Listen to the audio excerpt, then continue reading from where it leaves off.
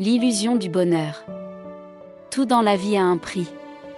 Et parfois, ce que l'on fait par amour n'est pas si différent d'un pacte avec le diable.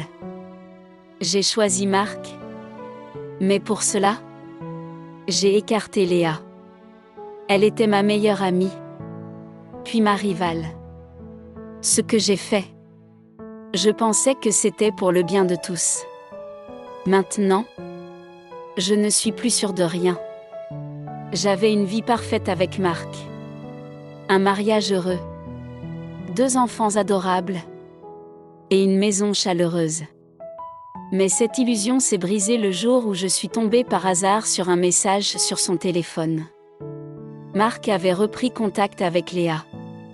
La découverte de ces messages m'a plongée dans un tourbillon d'émotions. Je me suis souvenue des stratagèmes que j'avais employés pour éloigner Léa de Marc. J'avais exploité leurs insécurités, manipulé les situations, planté des doutes. Tout ça pour m'assurer que Marc choisirait de construire sa vie avec moi. Aujourd'hui, cette culpabilité refait surface.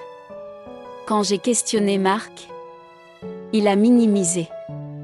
Ce n'est rien. Juste un message de courtoisie. Elle est de retour en ville? C'est tout. Pourtant, son ton distant et sa façon d'éviter mes questions ont renforcé mes soupçons. Rapidement, j'ai remarqué des changements dans son comportement. Il rentrait tard, évitait les discussions profondes et semblait éloigné. Déterminé à comprendre ce qui se passait, j'ai organisé une rencontre avec Léa. Lors de cette confrontation, elle s'est montrée confiante et directe. Je sais tout ce que tu as comploté pour me manipuler et nous faire rompre, Marc et moi. Mais maintenant, je suis de retour. Et Marc m'a toujours aimé. Ces mots étaient un coup de poignard. J'ai compris que Léa était décidée à reprendre ce qui lui appartenait autrefois. Marc, quant à lui, semblait pris dans une spirale de nostalgie et de regret. Quand j'ai confronté Marc, il a finalement avoué. Je sais tout ce que tu as manipulé pour éloigner Léa de moi. Je m'en veux de l'avoir fait souffrir. Je l'aime encore, Claire. Peut-être qu'elle et moi avons encore une chance. Pour les enfants, je crois qu'il serait mieux avec moi.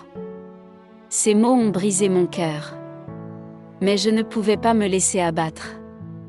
J'ai consulté un avocat pour connaître mes droits et protéger mes enfants. J'ai aussi tenté de reconquérir Marc, en lui rappelant tout ce que nous avions construit ensemble. Dans un dernier effort, j'ai organisé une discussion à 3. J'ai avoué mes manipulations et présenté mes excuses à Marc et à Léa. J'ai eu tort. Mais tout ce que j'ai fait, c'était par amour pour Marc et pour nous. Marc, déchiré, a finalement choisi de rester avec Léa. Quelques mois plus tard, notre divorce était prononcé. Marc a obtenu la garde de nos enfants. Je me suis retrouvée seule, sans mari, sans foyer stable.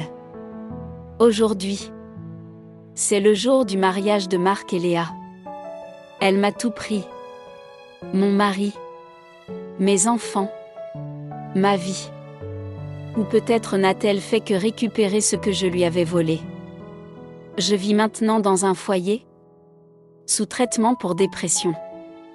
Lorsque je vois mes enfants, je peine à m'occuper d'eux tant je suis consumée par le vide. La manipulation, même pour de bonnes intentions, finit toujours par se retourner contre soi. L'amour authentique repose sur la confiance et l'honnêteté.